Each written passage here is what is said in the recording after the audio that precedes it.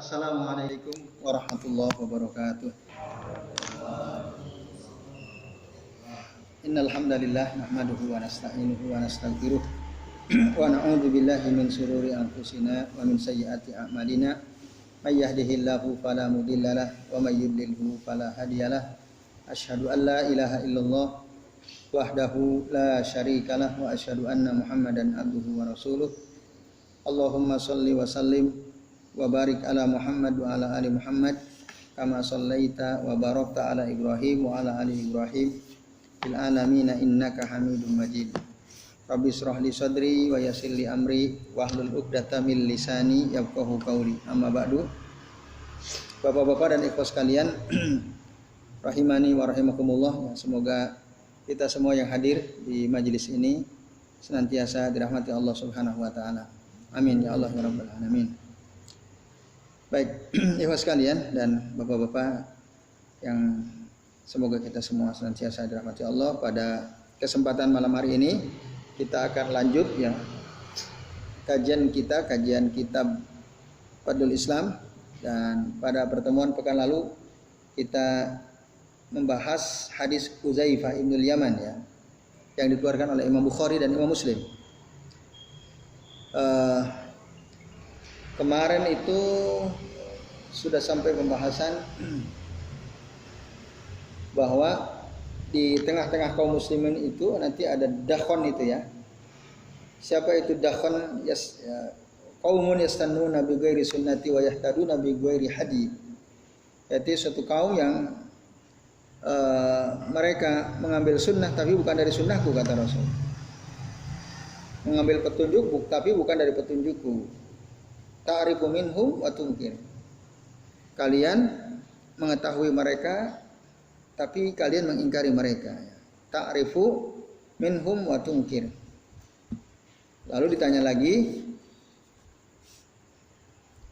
fahal ba'da hadzal khair min syarr, apakah sah kebaikan ini ada keburukan? Qala na'am, ya. Fitnatun amya, fitnah yang membabi buta, wa du'atun ala abwabi jahannam itu ya. Dan para dai yang menyeru ke pintu neraka jahanam. Paman man ajabahum ilaiha qazafuhu fiha. Barang siapa yang jawab dakwah seruan mereka, maka dia akan atau mereka akan dilemparkan ke dalam neraka jahanam. Nah, bapak-bapak dan ikhwas sekalian, jadi yang dimaksud mereka menyeru kepada neraka jahanam itu bukan berarti ayo kita masuk neraka jahanam, ayo kita masuk neraka jahanam. Enggak begitu. Ya. Waalaikumsalam warahmatullahi wabarakatuh. Jadi yang dimaksud itu ya, du'atun ala abwabi jahannam. Itu artinya bukan berarti mereka menyeru kita, ayo kita masuk neraka jahanam. Bukan itu yang dimaksud ya dalam hadis ini. Tetapi apa? Nah, mereka kalau seruannya baik, seruannya mari kita beribadah gitu ya. Mari kita mendekatkan diri kepada Allah. Itu yang diserukan oleh mereka. Tetapi seruan-seruan yang mereka lakukan itu menyelisihi sunnah Rasul Sallallahu Alaihi Wasallam. Itu maksud du'atun ala abwabi jahannam itu. Mengajak kepada kesesatan, mengajak kepada perbuatan bid'ah. Itu. Dan itu banyak sekali kan terjadi ya tengah-tengah kita. Ajakannya bisa langsung di majelis atau lewat poster-poster gitu ya. Kita diajak untuk melakukan sesuatu, padahal sesuatu yang dilakukan tersebut menyelisihi sunnah Rasulullah SAW. Nah, ayatnya kan jelas sekali. Dalam Al-Quran itu ada ayat yang kita dilarang menyelisihi perintah Rasulullah SAW. Fal yahdharil ladzina yukhalifuna an amrihi an tusibahum fitnatun aw yusibahum adzabun alim. Hendaklah berhati-hati orang-orang yang menyelisihi Nabi, menyelisih perintah Nabi sallallahu alaihi wasallam. Yukhalifuna an amrihi. Hati-hati kata Allah. Kenapa antusibahum fitnatun? Nah, mereka akan terkena fitnah, maksudnya azab. Di mana di dunia? Au yusibahum, atau mereka akan tertimpa azab. Azabun alim, azab yang pedih. Kapan? Nanti di akhirat. Jadi orang yang berani menyelisihi perintah Rasul, dia akan diazab di dunia, juga dia akan diazab di akhirat. Atau kalau kita perhatikan ayatnya, antusibahum fitnatun au yusibahum azabun alim. Di situ menggunakan kata au. Au itu atau. Berarti pilihan. Maksudnya kalau enggak dia terkena azab di dunia, ya dia di akhirat pasti kena azab yang pedih. Nah, itulah dia teman-teman sekalian yang dimaksud duat ila abwabi jahannam. Nah, itu dia. Salam. Nah, maka pada dua bab sebelumnya memang bid'ah itu lebih apa? Lebih berbahaya daripada dosa besar. Salah satu bahaya bid'ah itu adalah orang yang melakukannya nggak ngerasa salah, nggak merasa salah. Ya itu. Makanya bid'ah itu betul-betul bahaya sekali, sangat berbahaya. Kalau orang bermaksiat melakukan dosa besar, dia ngerasa salah, ya kan? Kalau nasihati bisa masuk, tapi pelaku bid'ah nggak ngerasa salah, dinasihati malah bisa. Nah itu sampai di kitab ini kan dikatakan pada bab sebelum ini, sampai pelaku bid'ah itu seakan-akan nggak bisa keluar dari kubangan bid'ah, dari kubangan bid'ahnya, dari lingkaran bid'ahnya itu susah. Ya seakan-akan nggak bisa keluar, udah dia terkungkung di situ. Itu bahayanya bid'ah. Nah itu. Nah, lalu gimana solusinya? Ya kita hanya bisa berdoa kepada Allah. Udah itu. Karena kalau kita dakwahi, apalagi dia pendakwah juga, kalah kita. Apalagi kalau kita nggak punya ilmu ya, hafalan hadis kita lemah hafalannya. Wah lebih parah lagi kita. Kalau hafalan hadis kita banyak, bacaan kitab kita banyak, mereka agak mengerucut tuh, agak mengkerut ya. Tapi kalau dia menang, lebih banyak hafalan hadisnya, dia lebih bacaannya lebih banyak, sementara kita cuma baca satu kitab, dia berkitab-kitab dia baca, lalu kita debat sama dia, ya kita yang mengkerut, diinjek-injek kita. Sehingga para ulama mengatakan, kalau kita nggak punya ilmu, jangan berdebat dengan ahli bid'ah. Bisa kena racunnya kita. Lebih baik menghindar. Tapi kalau kita punya ilmu, udah lawan.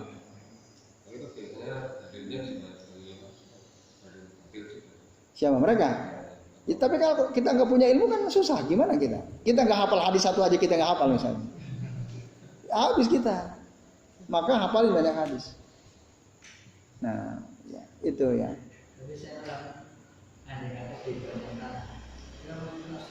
Apa? Iya, gitu. Kalau mereka kalah debat, panggil polisi, tangkap tuh dia. Ini radikal nih, radikal. Itu kan di kitab apa? Di Mujahidin tuh, Masail Jaliyah kan?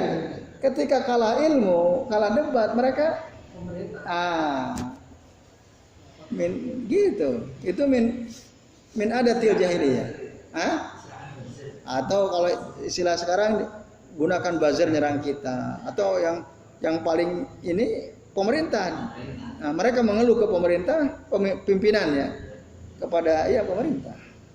Nanti pemerintah yang menciduk tuh. Nah itu. Jadi memang ngeri sekali ya. Ahlul bid'ah itu sangat susah sekali mereka, karena mereka merasa benar. Itu kita kemarin sudah bahas ya di bab sebelum ini, bapak-bapak dan ikhwan sekalian. Nah, jadi tadi saya ingin menggarisbawahi bahwa yang dimaksud du'atun ila abwabi jahannam itu bukan berarti mereka ayo kita masuk neraka jahannam, maksudnya bukan. Mereka menyeru kita berbuat baik, beramal soleh, beribadah, puasa. Tapi puasanya yang aneh-aneh, sholatnya yang aneh-aneh, ziarah kuburnya yang aneh-aneh, yang menyelisih sunnah. Intinya yang menyelisih sunnah. Iya, yang itu. Ayo kita banyakin sholawat. Sholawatnya aneh-aneh. Itu. Yang tadi kita bahas pagi kan? Itu perbanyak sholat badar kan? Pak, sholat badar hafal ke sholat badar? Nggak hafal sholat badar? Salatullah salamullah ala yasin ala toha rasulillah. Salatullah salamullah ala yasin habibillah. Hafal itu? Sampai akhir apa? Ya, tawassalna bi bismillah wa bil hadi rasulillah wa kulli mujahidin lillah bi ahlil badri ya Allah. Itu kan bermasalah. Kemarin tadi pagi dalam kajian tafsir kita ada bahas ya itu masalah itu. Nah.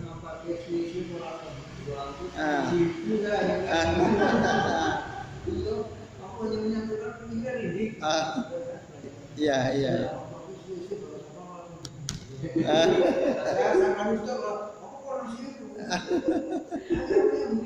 Oh iya. Oke, gitu ya. Jadi ajakan-ajakan mereka di permukaan seakan-akan baik di permukaan, tapi hakikatnya buruk, mengajak kita ke neraka jahanam. Kan udah bahas. Jadi ada orang-orang murtad kan, mau masuk telaga nggak bisa karena hum yartadun murtad ba'dak setelah engkau. Tapi kau masih bercahaya wajahnya, tangan kakinya. Oh ternyata mereka mau dibawa kemana? Digiring ke neraka kan? Digiring ke neraka oleh malaikat. Sebab apa? Ya melakukan pembatal keislaman. Sebelumnya fa innaka la tadri ma ahdatsu ba'daka. Sesungguhnya engkau nggak tahu apa perbuatan baru yang dilakukan mereka setelah engkau wafat Muhammad. Malaikat atau Allah Subhanahu wa taala nanti kelak di akhirat.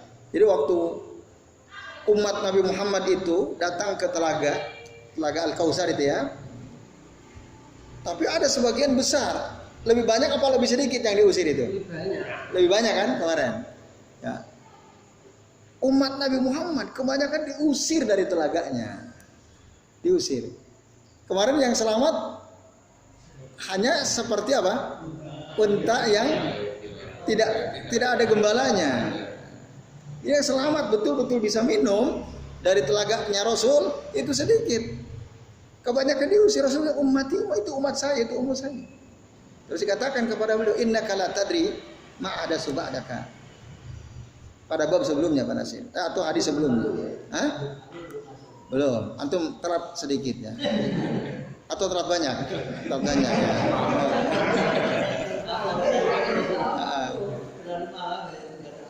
Ya. Oke, itu ya. Jadi itu ngeri itu. Diusirin. Nah, kemana? Ke neraka. Akibat apa? Ya para dai itu, para dai yang mengajak mereka ke pintu-pintu neraka jahanam. Itu. Baru kerasa nanti.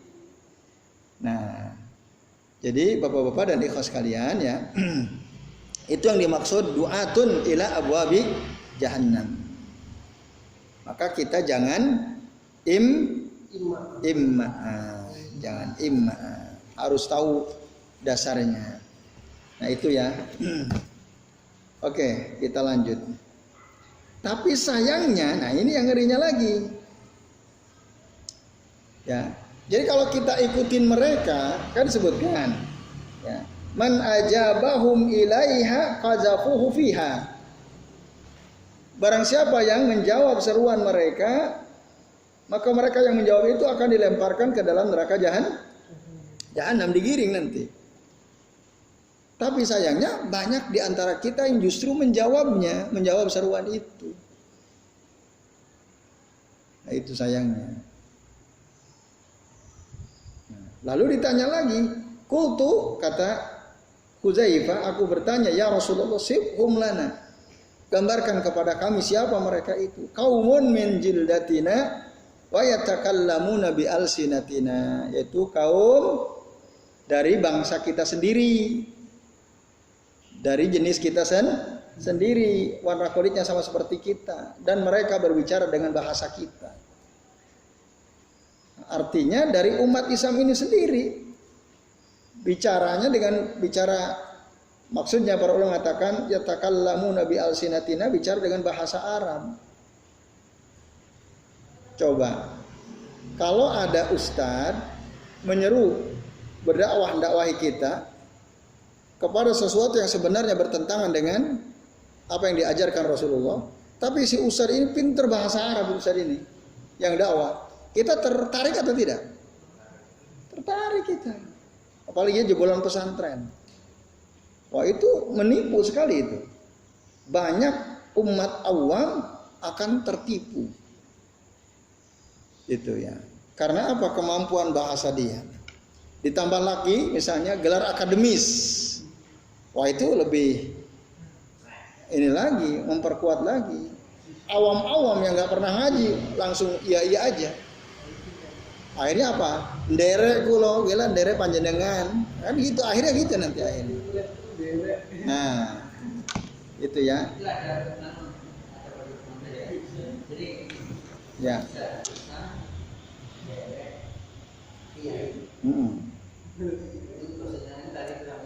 Jangan bosan ikut.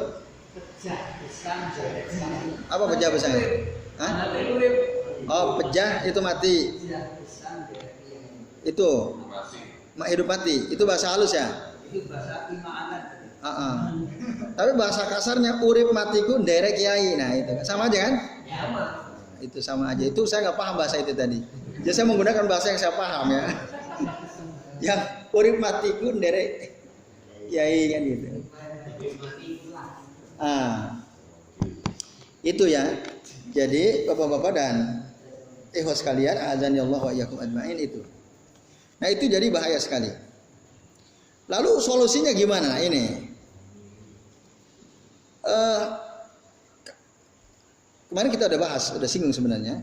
Jadi kalau yang menyeru kepada pintu-pintu neraka jahanam itu bukan dari bangsa kita, dia bahasanya bukan bahasa kita, ya kita kan udah antisipasi kan, dia orang lain kok. Tapi kalau yang mengajak kepada pintu-pintu neraka jahanam itu adalah bangsa kita sendiri, sesama kaum muslimin, dia bisa bahasa Arab, susah kita ininya kan, mengidentifikasinya ini benar apa salah nih orang kan gitu. Nah, itu. Dan itu sangat berbahaya. Itu berbahaya. Nah, lalu kalau orang awam dia nggak bisa bedain. Tapi kalau orang yang sudah ngaji kan, gampang saja cara bedainnya. Ketika dia menyerukan sesuatu, dia merujuk pada Quran atau tidak? Merujuk kepada hadis Nabi atau tidak? Mana yang lebih dia ditekan-tekanin? Kalau dia menekankan kepada Quran, menekankan kepada Sunnah, bahkan dia sebutkan riwayat siapa, hadisnya sahih atau tidak. Nah, udah. Kalau dia nyebutin lengkap berarti bukan. Tapi kalau dia yang penting ngomong, apalagi kalau dia menghina dulal dalil, gak perlu dulal dalil. Nah, kan ada tuh tokoh dulal dalil. Ada kan? Sitik-sitik dalil, sisik dalil. Oh, apa? Dia sampai mengatakan, ya, akal kita itu pasti akan menunjukkan kita kebenaran meskipun tanpa dalil. Nah, ini ngaco lagi. Ada tuh tokoh begitu. Bahkan yang lebih kacau lagi, kalau ada ustadz sebentar dalil, ustadz sebentar dalil, itu ustadz anyaran katanya. Ustadz anyaran. Artinya ustadz masih bego itu namanya ya. Kalau bahasa halusnya begitulah kira-kira ya. Nah, ya kalau udah cerdas itu orang, tingkatnya ilmu udah tinggi, nggak dulal dalil enggak. Kan begitu tuh, siarnya mereka begitu. Ya semakin hebat ustadz, semakin hebat kiai. Itu yang nggak pakai dalil. Itu tipuan luar biasa itu. Tipuan luar biasa. Nah, itu ya. Nah, ini teman sekalian. Ya. Ah.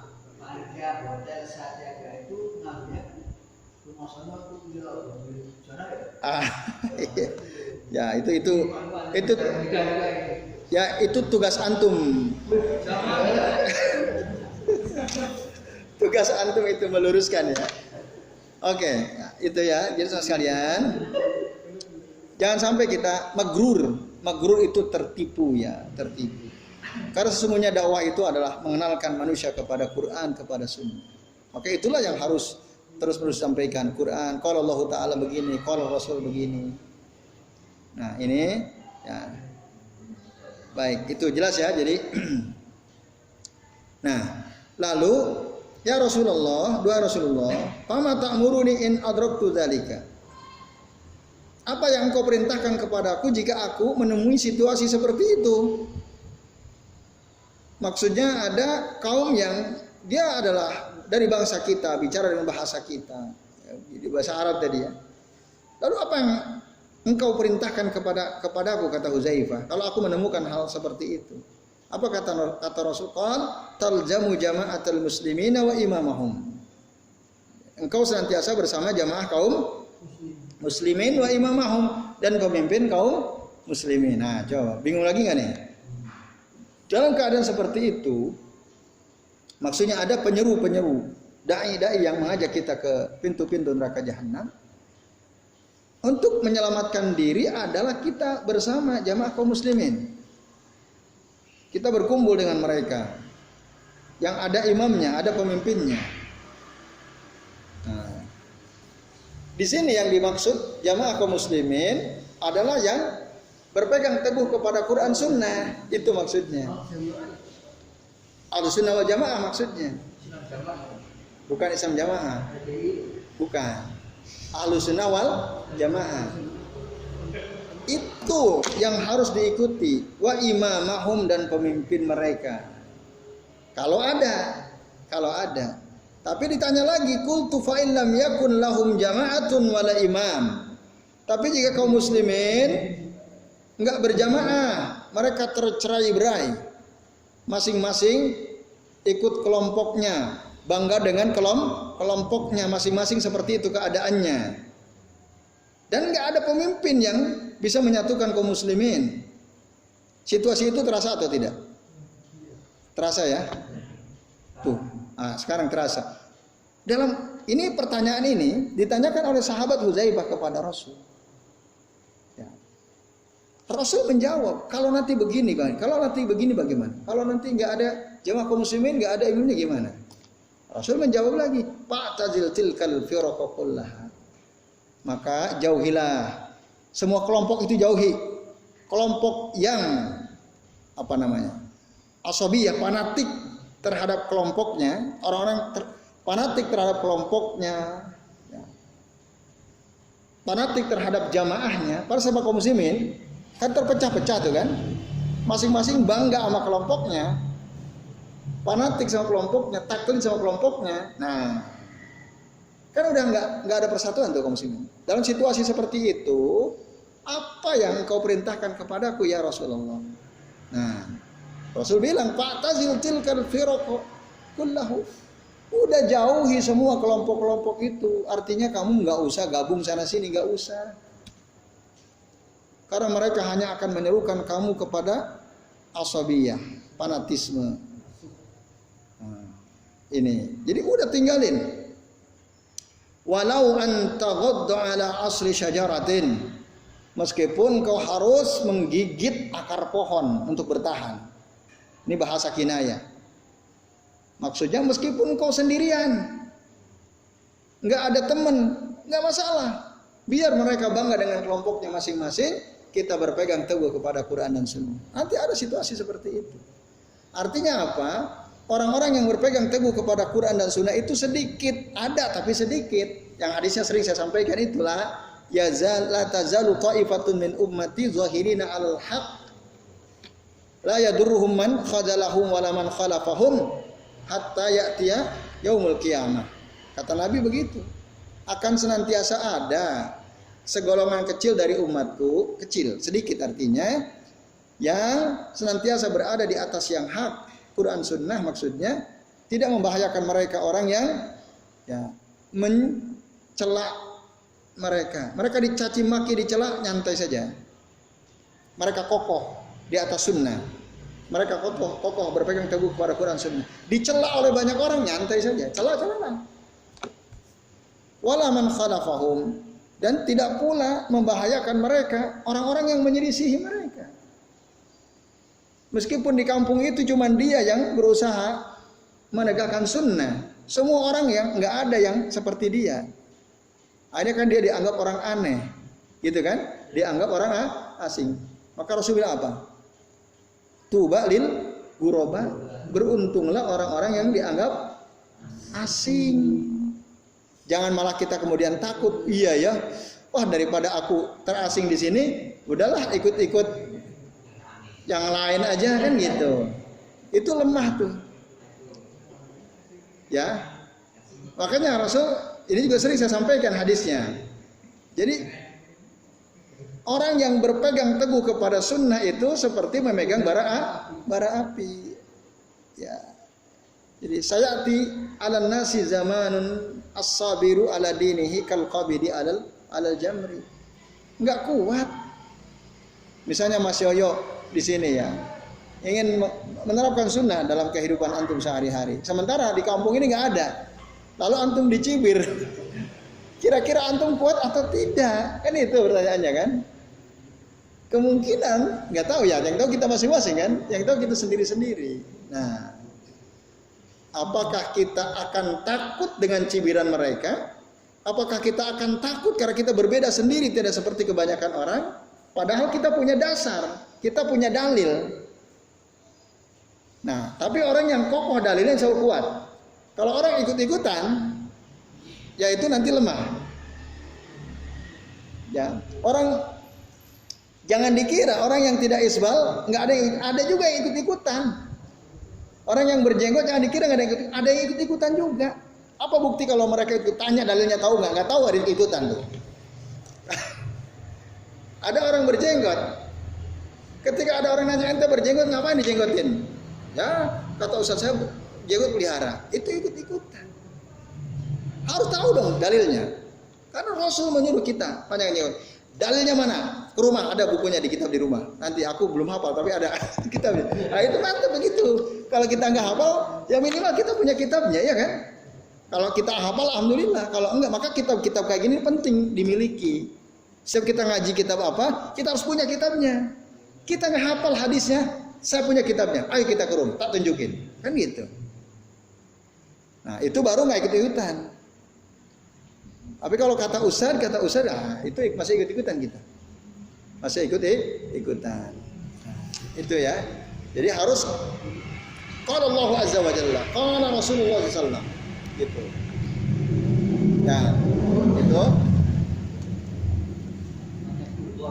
Apa? Apa itu bulgha? Ayo, keliru antum.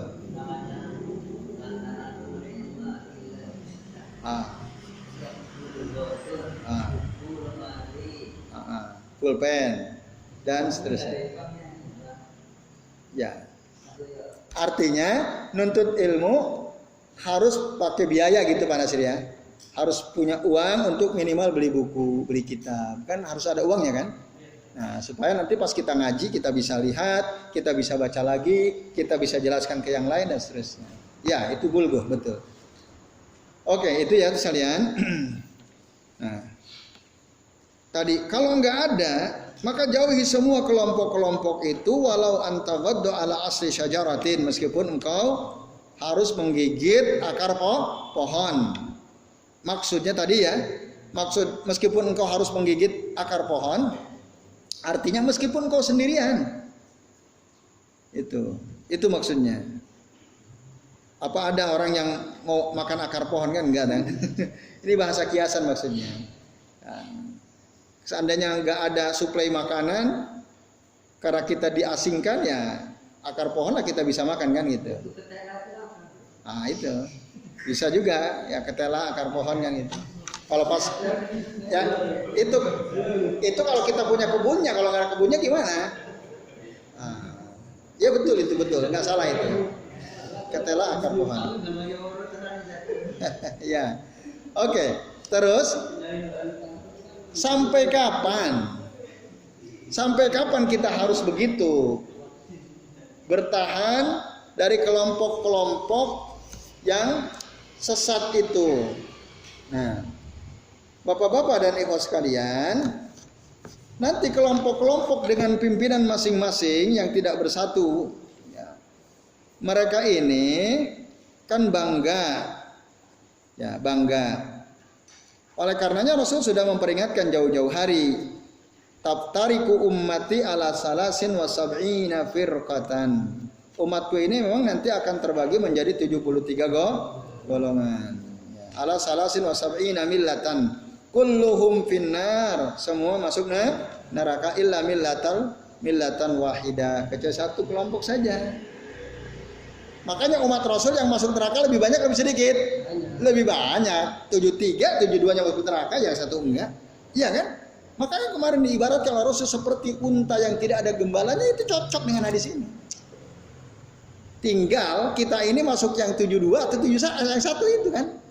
Kita ini masuk yang mana coba? Pengennya yang satu, pengennya kan? Nah, ya.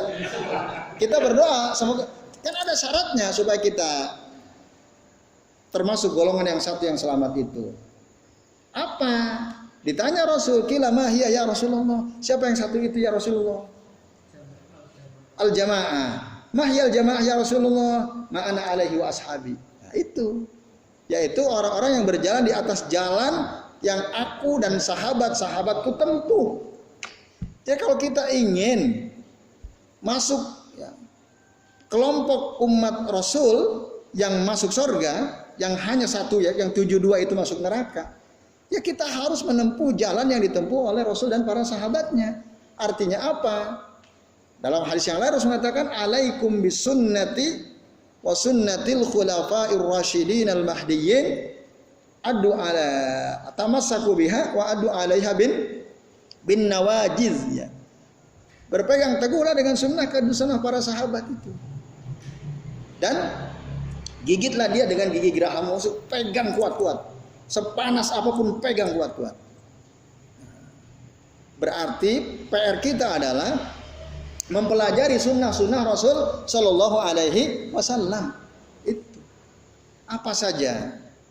Nah, maka kitab-kitab hadis Nabi kan banyak sekali. Nah, ya kayak kitab Riyadhus Shalihin itu sangat penting sekali pelajari itu. Kitab Riyadhus Shalihin, kitab yang paling banyak dipelajari oleh kaum muslimin seluruh dunia setelah Al-Quran adalah kitab Riyadhus Shalihin. Kitab Bulughul Maram itu penting sekali. Nah, itu kitab-kitab yang sudah diperas gitu ya dari kitab-kitab Sahih Bukhari, Sahih Muslim, Abu Dawud, dan At-Tirmidzi, An-Nasai dan seterusnya. Kutubut Tisah itu intisarinya ya ada di kitab Riyadhus Shalihin, ada di kitab Bulughul Maram atau kitab Umdatul Ahkam misalnya. Nah, apa Pak? Ntar gimana maksudnya? Yang intinya yang bukan muslim itu jasanya yang nah, di Riyadhus itu udah. Kalau Bapak pernah baca Sahih Bukhari, pernah baca? Iya. Pernah ya? Coba lihat Bukhari Muslim. Satu hadis itu sanadnya kan disebutkan panjang sekali. Sanadnya. Sahih Bukhari itu an fulan bin fulan, an fulan haddatsana fulan, itu disebut, tapi Riyadhus Shalihin enggak ada itu, dibuang itunya. Berarti itu udah intisarinya. Gitu. Udah ringkasannya. Karena sanadnya udah dilepasin gitu ya. Ya, kalau kita mau ya tinggal kembali kan nanti di akhir akhrajahu Bukhari, akhrajahu Muslim, akhrajahu Abu Dawud selesai. Nah, kita rujuk ke kitab-kitab inti itu. Induk, nah itu namanya kitab induk ya. Sahih Bukhari, Sahih Muslim itu kitab induk. Nah, tapi kalau intisarinya ya setelah dibaca oleh Al-Imam An-Nawawi ya, beliau diperas sama beliau. Nah, yang kira-kira nggak terlalu penting nggak dimasukin, yang penting-penting saja dimasukin ke kitab Riyadhus Shalihin misalnya. Kalau Ibnu Hajar ke kitab Bulughul Maram misalnya. Bukan jabaran ya? Bukan. Ringkasan. Kalau jabaran nanti baru ada kitab misalnya Bahzatun Nazirin, syarah Riyadhus Shalihin, baru jabaran. Kitab Bahzatun Nazirin atau kitab Dalilul Qari'in. Bukan. Riyadhus Shalihin bukan penjelasan dari Bukhari Muslim. Ringkasan. Kalau penjelasan itu, nah nanti yang menjelaskan kitab Riyadhus Shalihin. Contoh Nuzhatul Muttaqin atau Bahzatun Nazirin atau Dalilul Falihin. Nah, ini jabaran baru ini. Kitabnya tebal-tebal kalau jabaran, ada 6 jilid, 8 jilid seterusnya.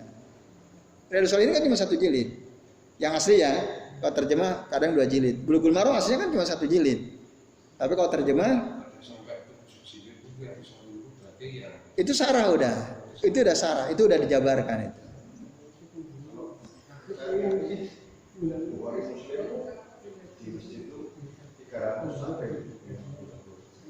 Itu sarah Sahih Bukhari karya Ibnu Hajar Al-Asqalani, sarah Sahih Muslim karya Al-Imam An-Nawawi misalnya. Itu sarah, itu jabaran itu jabaran tuh. 300 jilid. Ya itu udah disyarah itu artinya. Udah disyarah, udah ditakik dan seterusnya barangkali. Ya itu. Oke itu, ya itu Pak ya. Jadi Riyadhus Shalihin bukan jabaran, dia ringkasan. Nah, jadi kita kembali. Itu ya. Jadi sampai kapan? Sampai mati kita berpegang teguh kepada sunnah itu. Nah, supaya kita tahu sunnah Nabi dan sunnah para sahabat, tidak ada caranya kecuali kita mempelajarinya. Kitab-kitab hadis kita pelajari. Kalau kita alhamdulillah kan, kita belajar kitab Bulughul Maram. Nah itu bapak-bapak dan ibu sekalian ya. Itulah cara supaya kita ini bisa termasuk kelompok yang oleh Rasul dikatakan masuk surga, hanya satu, yaitu jamaah. Jamaah apa jamaah? Yang berjalan di atas jalan yang aku dan sahabat-sahabatku tempuh. Ma'ana alaihi wa ashabi. Itu. Ya. Apanya dua? Akan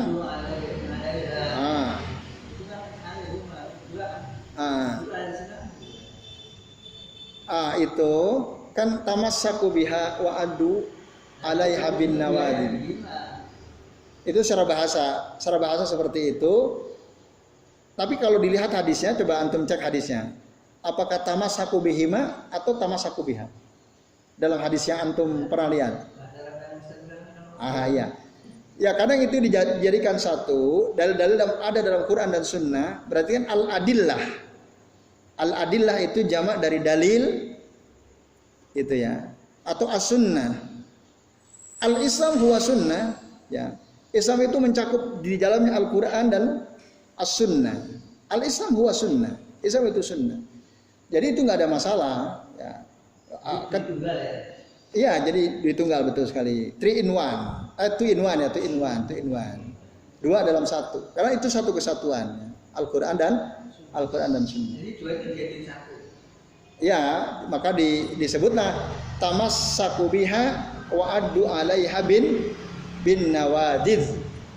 Berpegang teguhlah kepadanya dan gigitlah dia dengan gigi gerah. Itu nggak ada masalah seperti itu. Nggak salah. Itu nggak kayak gitu itu. Cuman butuh penjelasan. Itu butuh penjelasan. Nah penjelasannya ini yang saya jelaskan ke antum. Itu. Kalau secara permukaan nampaknya salah gitu ya. Nampaknya salah. Kan 2 kok malah kan gitu. Secara permukaan orang yang baru paham bahasa Arab biasanya begitu. Biasa begitu ya. Biasa, ya, itu nggak ada masalah. Nah, iya, nanti akan paham gitu ya. Nanti akan paham. Tapi justru penting, artinya berarti antum punya sedikit pengetahuan kan tentang kalau 2 itu harus huma, bukan hak kan begitu. Ya nggak masalah.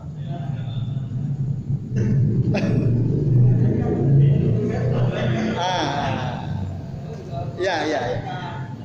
Maka antum perlu konfirmasi kan? Ya, dan perlu dijawab. Jawabannya itu. Tapi kalau masih ngeyel, itu tadi jawabannya. Kayak gitu. Ya. Jadi itu ya, sekalian.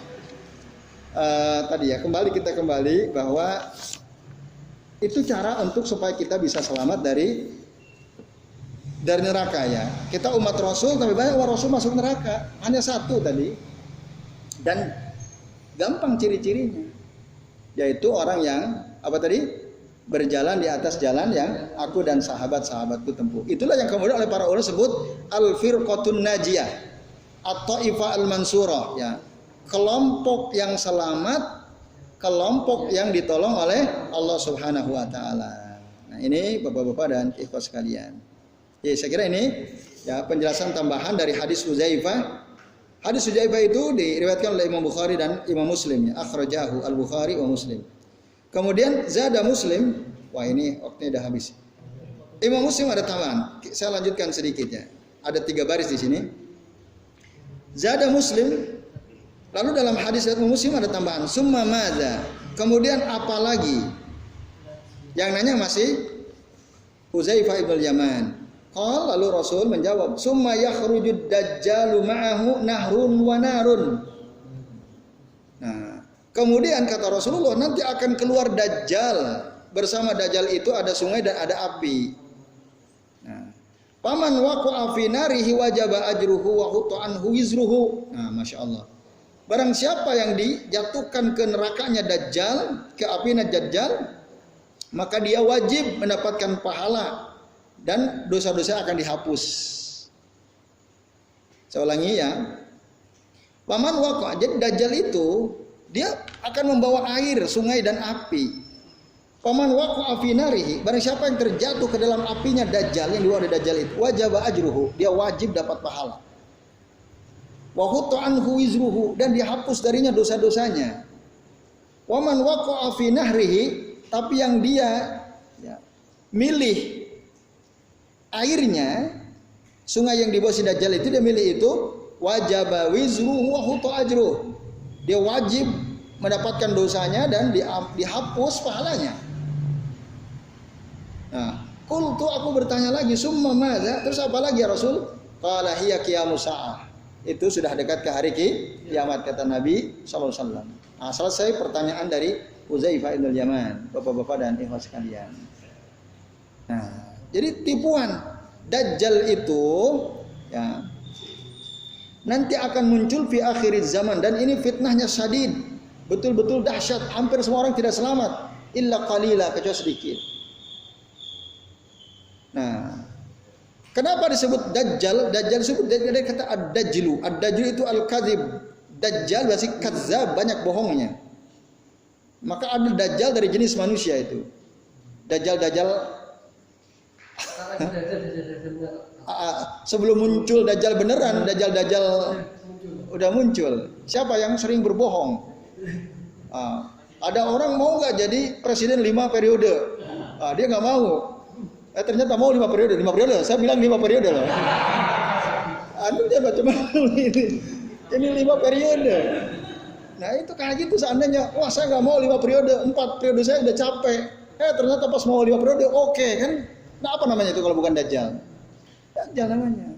Sekali lagi garis bawahi, saya bilang 5 periode loh ya. Nah itu.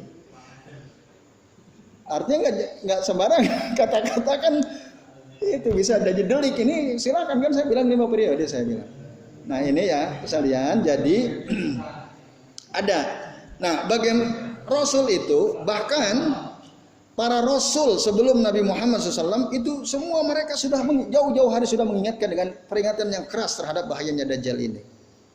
Nah, dikatakan di sini walihada kana nabi wal anbiya'u kulluhum yuhadziruna minal masihid dajjal.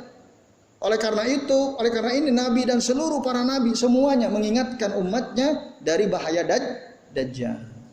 Itu. Nah, Dajjal tadi banyak bohongnya.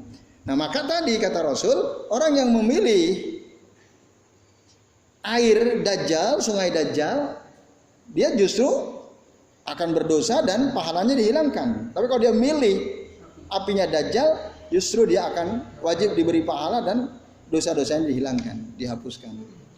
Nah ini bapak-bapak dan ikhwah sekalian. Nah lalu kemudian adakah cara supaya kita selamat dari fitnah Dajjal? Karena dia ini hebat sekali, ya. Hujan nggak turun lama. Dajjal bilang ke langit, kamu turun hujan, nggak usah sholat istisqa, turun hujan turun langit. Kalau kita kan nggak hujan, pengen supaya hujan turun, sholat istisqa kan? Dajjal nggak perlu sholat istisqa, dia nyuruh langit turun hujan. Tanah kering kerontang. Kalau Dajjal, kamu awas, kamu tunggu. Begitu.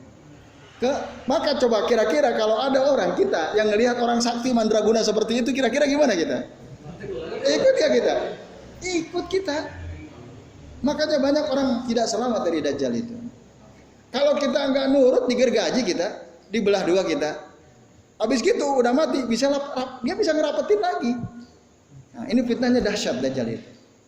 Nah, maka banyak orang tertipu oleh Dajjal. Dia punya kekuatan luar biasa, ya. Bapak-bapak dan ikhwas sekalian. Nah, makanya Nabi memberikan peringatan sangat keras, ya. Lalu supaya kita selamat, nah, di antaranya ada apa? Membaca doa di saat tasyahud terakhir dari mohon perlindungan dari 4 perkara itu, ya. Maka kata Rasul, idza tasyahada ahadukum falyasta'id billahi min arba'in. Apabila salah seorang di antara kalian baca doa tasyahud, maka hendaklah dia memohon perlindungan kepada Allah dari 4 perkara. Nah, yang pertama apa? Allahumma inni a'udzubika min adzabi jahannam. Yang kedua, wa min adzabil qabri. Yang ketiga, wa min fitnatil mahya wal mamat. Yang keempat, wa min fitnatil masihid dajjal. Itu rutin banget. Itu tadi hadisnya idza tasyahada ahadukum, ya, fal yasta'id billahi min arba'in. Itu kalimat hadisnya. Sebelum salam, betul. Nah, ya, sebelum salam intinya. Tasyahud terakhir, ya. Nah, itu bapak-bapak dan ikhwas sekalian, itu satu. Yang kedua apa? Menghafal 10 ayat pertama atau 10 ayat terakhir dari surah Al-Kahfi. Dari surah Al-Kahfi. Nah. Bukan, lain lagi. Ya.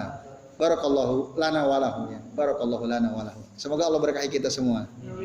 Ya, jadi Rasul mengatakan, man hafidhu asra ayatin min awwali suratil kahfi, barang siapa yang hafal 10 ayat pertama dari surah Al-Kahfi, wa fi riwayatin ukhra, dalam riwayat yang lain katakan min akhiri suratil kahfi, 10 ayat dari akhir surah Al-Kahfi, usima minad dajjal. Dia akan dilindungi oleh Allah dari dajjal. Itu maksudnya baca Pak. Ya, dihafalin. Hafal dibaca tentu, dibaca. Enggak, itu dihafal. Bacanya kapan saja. Enggak ditentukan. Ya.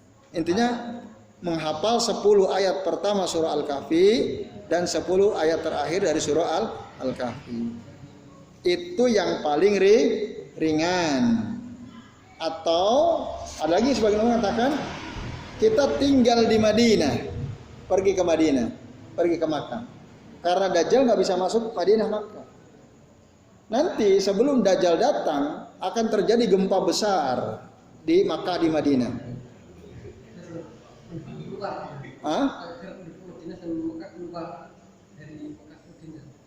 Untuk nyaring. Nanti yang munafik itu menculat. Apa menculat tuh? Seperti kita bersihin beras itu pakai apa namanya nih?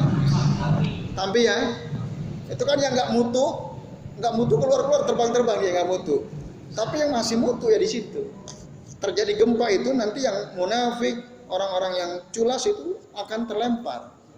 Semua orang yang betul-betul beriman dia akan tetap bertahan di Makkah, di Madinah. Itu bukan dikeluarin semua, enggak. Nah ini Itu diantara cara supaya kita selamat dari fitnah Dajjal. Kan mahal, tiketnya nggak tahu berapa waktu itu ya. Nah maka yang paling ringan ya kita apa? Tidak harus mati di sana. Nah, tapi kalau kita mati di sana, haqqo alaihi syafaati, dia wajib dapat syafaat dariku, kata Rasulullah. Nah ini bapak-bapak dan ibu sekalian ya, azan ya Allah wa iyyakum ajmain. Kita sampai sini dulu ya, karena udah jam 10 lewat.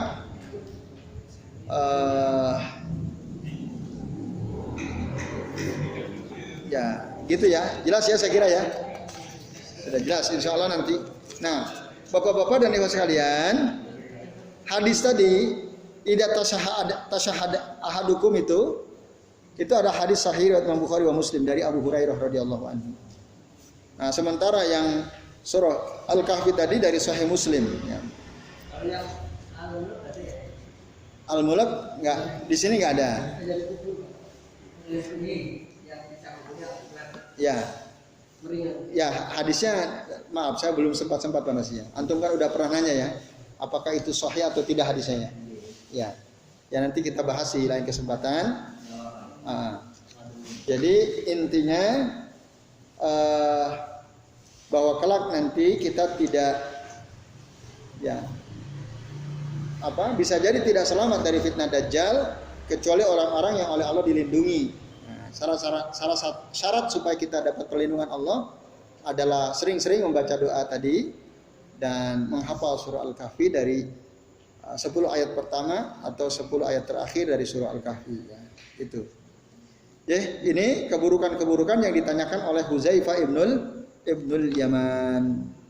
Nah, semoga bapak-bapak dan ibu sekalian ya, dengan kita istiqomah terus mempelajari sunnah-sunnah Rasul, kita bisa mengenal dukhonnya, dakhnun di tengah-tengah umat. Nah, kan sampai ada tokoh bilang begini, ya kalau ingin maju seperti Jepang sama Swiss katanya, seperti Jepang sama Swiss. Saya pernah nge-share artikel tuh dari Ustaz Irfan S. Awas itu, setan itu, kan itu menarik juga, ya. Jadi dia ada tokoh di negeri ini yang mengatakan bahwa kalau negara kita ingin maju, Islam itu ingin maju, ya contohlah Jepang, contoh Swiss katanya. Kalau nggak salah ya, Jepang sama Swiss. Jangan contoh Arab, gitu. Nah itu, masya Allah ya. Dia tokoh umat, iya, apa? Itu, iya, ya, min. Ya, saya nggak nyebutnya. Ya, itu ngeri sekali kan, kayak gitu itu kan. Nah, budayanya, maksudnya budayanya supaya maju. Padahal budaya mereka rusak. Jepang rusak nggak budayanya? Rusak, arah kiri, stres mereka arah kiri. Kalau di Islam orang bunuh diri yang ngeri itu. Dia la ya'asumir rahmatillahi illal qaumul kafirun. Tidak ada orang yang putus asa dari rahmat Allah kecuali orang kafir, bisa kafir. Kok Jepang dicontoh? Kan ngaco itu namanya. Nah, itu du'atun ala abwabi jahannam. Kayak gitu itu lah. Ya. Oke. Itu teman sekalian yang bisa kita bahas. Insya Allah nanti kita akan lanjut lagi di pekan yang akan datang, perkataan dari Abu Ali, seorang tokoh tabi'in ya, tokoh tabi'in. Nah, karena waktu sudah jam 10:05, jadi saya cukupkan sampai di sini. Berarti sampai halaman berapa nih di kita bantu? Halaman 47 ya. Ya, 47. Berarti 48 besok ya. Ya, insyaallah 48. Ya, mudah-mudahan kita semua sehat. Ya, tak terkecuali semua kita yang hadir di sini, mudah-mudahan senantiasa diberikan kesehatan oleh Allah Subhanahu wa taala dan istiqomah dalam thalabul ilmi ya, dalam mencari ilmu. Saya mohon maaf jika ada yang tersinggung, ya jika ada kata-kata saya ya biasa itu ini ya. Jika Pak Nasir tersinggung, saya mohon maaf Pak Nasir.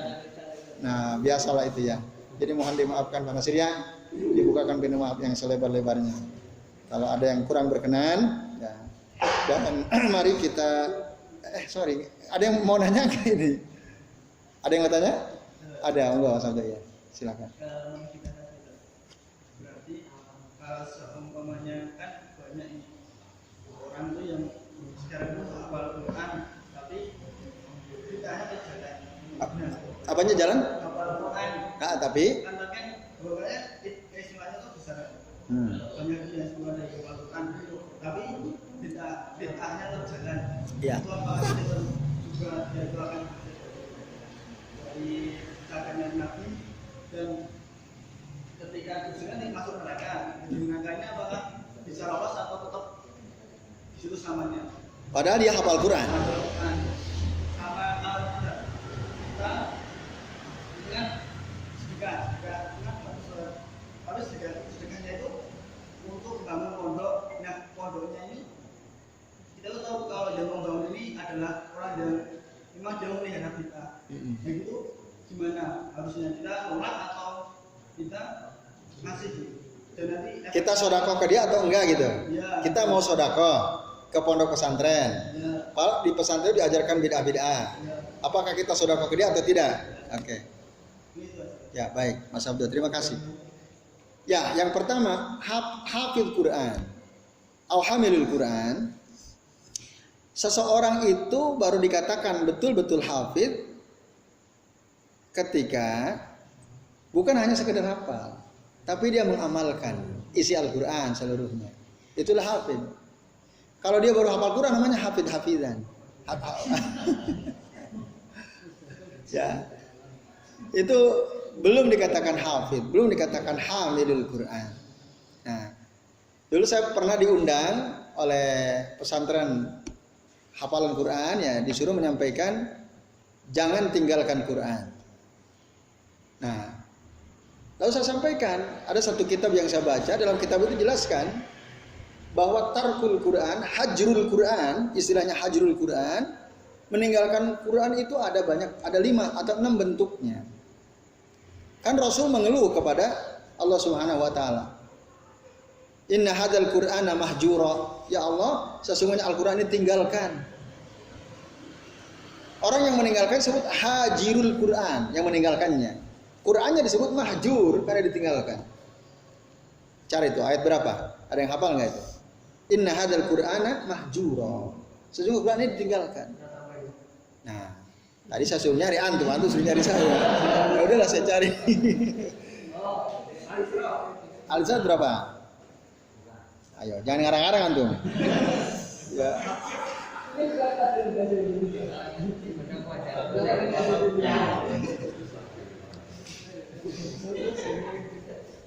Nah ini ya, disebutkan dalam surah Al-Furqan Pak Nasir ya.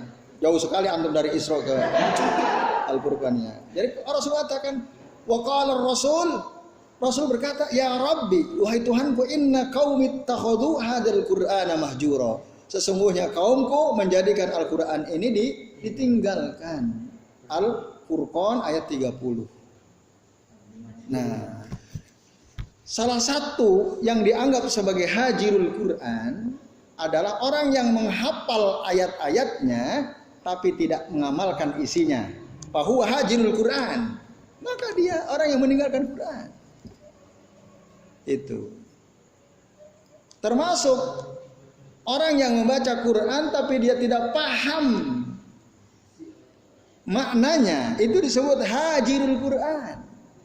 Kita ini udah keluar belum dari lingkaran hajirul Quran? Jangan-jangan kita termasuk hajirul Quran, meninggalkan Quran. Dan betul kan? Ngapalin kagak, ngerti orang kan gitu. Numpuk-numpuk kita. Nah, ini evaluasi buat kita. Waktu itu saya sampaikan di depan saya itu para penghafal Quran.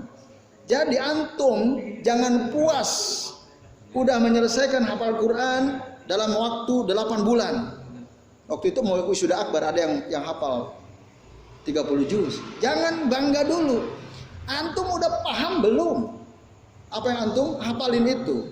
Antum udah amalkan belum? Ada orang hafid Quran tapi senang maksiat. Ada santri, Ustadz saya punya teman dia hafid Quran tapi seneng banget nonton video porno tadi. Gimana itu tadi? Ya itu bukan dia bukan hafid Quran. Dia hajirul Quran. Nah, itu. Jadi orang yang seperti itu ya nggak ada faedahnya kalau dia hanya puas sampai dia bisa menghafal.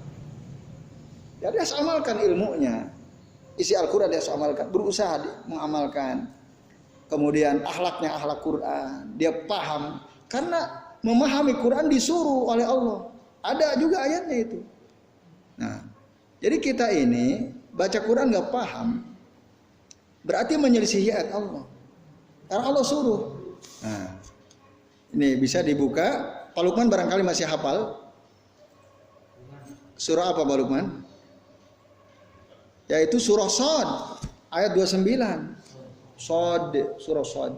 Allah mengatakan kitabun anzalnahu ilaika mubarakun. Al-Quran ada satu kitab yang telah kami turunkan kepadamu Muhammad yang penuh dengan keberkahan. Liyadabbaru ayatihi. Ya. Supaya mereka mentadaburi, merenungkan ayat-ayatnya. Kalau kita nggak paham, bisa nggak merenungkan ayat Al-Quran? Nggak paham kita? Apa yang direnungkan? Mau paham aja enggak? Artinya secara tidak langsung kita diperintah oleh Allah untuk memahami Al-Quran, baru mentadaburinya. Waliyatadzakkara ulul albab, dan supaya orang-orang berakal itu mengambil pelajaran dari Al-Quran. Lah kalau kita nggak paham, gimana ngambil pelajarannya? Wong pelajaran paham dikit aja bingung. Pelajaran diajarin guru kita nggak ngerti kan bingung. Nah gimana kita bisa ngambil pelajaran? Kalau kita paham yang diterangkan oleh guru kita baru bisa ngambil pelajaran kan gitu. Berarti kita harus paham. Surah Shad ayat 29. Jadi itu Mas Sabdo ya. Jadi kalau kita punya teman dia, wah saya sudah hafal 30 juz. Tapi ente belum disebut hafid. Lah kok iso aku hafal 30 juz loh. Antum udah paham belum? Antum udah ngamalin belum? Nah, dulu sahabat Nabi mereka nggak mau ya nambah hafalan sebelum apa yang dihafalkan jadi amal. Jadi kami itu kata para sahabat menghafalkan belajar 10 ayat Al-Quran dan kami tidak nambah hafalan kami sampai kami bisa memahami dan mengamalkan ayat yang kami pelajari. Setelah kami paham hafal baru.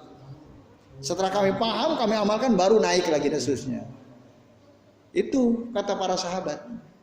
Nah kalau kita kan cepet-cepetan, ya kan?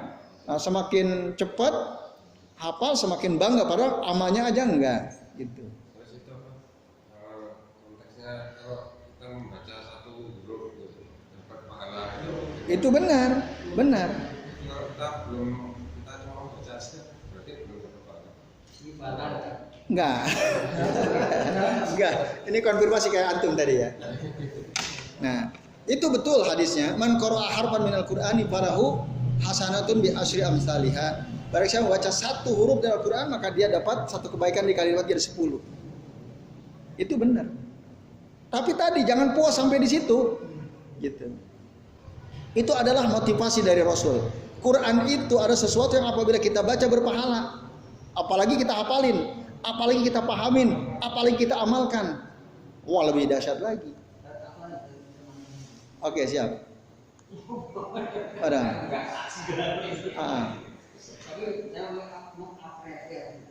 Ya, silakan. Oke, gitu. Ya, monggo Pak. Assalamualaikum. Iya.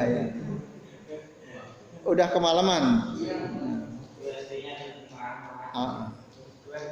Ya, padahal.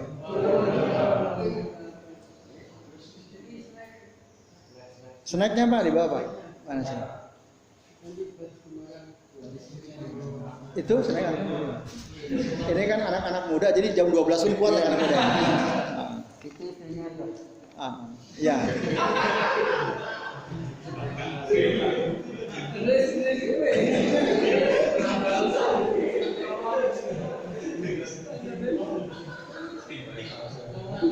Hati-hati Pak Nasir. Nah itu ya. Jadi gitu. Ya betul, hadis itu betul memang. Ya, targhib namanya, targhib dari Rasul SAW supaya kita rajin membaca Al-Quran. Ya mudah-mudahan dengan rajin baca terdorong untuk ngapalin, dengan apa terdorong untuk memahami, untuk ngamalkan khususnya. Intinya tadi bahwa ketika kita mau menghafal Quran harus diniatkan sekaligus untuk memahaminya, untuk mengamalkannya, bahkan untuk mendakwahkannya. Harus itu. Jangan pendorongnya jangan hanya ingin hafal tok, tapi lebih dari itu. Karena orang yang hanya sekedar menghafal lafaz-lafaznya masih termasuk hajirul Quran. Kalau dia nggak berusaha memahaminya, tidak berusaha mengamalkannya. Ya, seperti yang diceritakan Mas Abdul tadi kan, yaitu. Yang kedua, ya kalau kita mau sedekah harus selektif, memang pilih-pilih. Kalau pondok yang mau kita sedekahi kurikulumnya ngaco gitu ya, masih banyak kitab-kitab yang diajarkan tidak jelas ya dasarnya, atau banyak hal-hal yang tidak diajarkan Rasul misalnya diajarkan kepada santri-santrinya, lebih baik kita nggak usah, jangan sedekah ke pondok yang seperti itu. Jadi itu Mas Abdul. Ya, karena kalau kita mendukung menyumbang donasi gitu ya kepada pondok, para di pondok itu diajarkan bid'ah dalam agama, berarti kita ikut andil menyebarkan bid'ah itu. Nah, al-mutasabbibu kal mubashir ya. Orang yang menjadi sebab terjadinya suatu peristiwa yang jelek atau yang baik seperti dia yang pelakunya sendiri. Gitu. Maka jangan sembarangan, selektif, pilih-pilih. Saya akan donasi kemana? Ya, pilihlah yang betul-betul berpegang teguh kepada Quran Sunnah. Ya, wallahu taala alam bisawab. Itu maksudnya.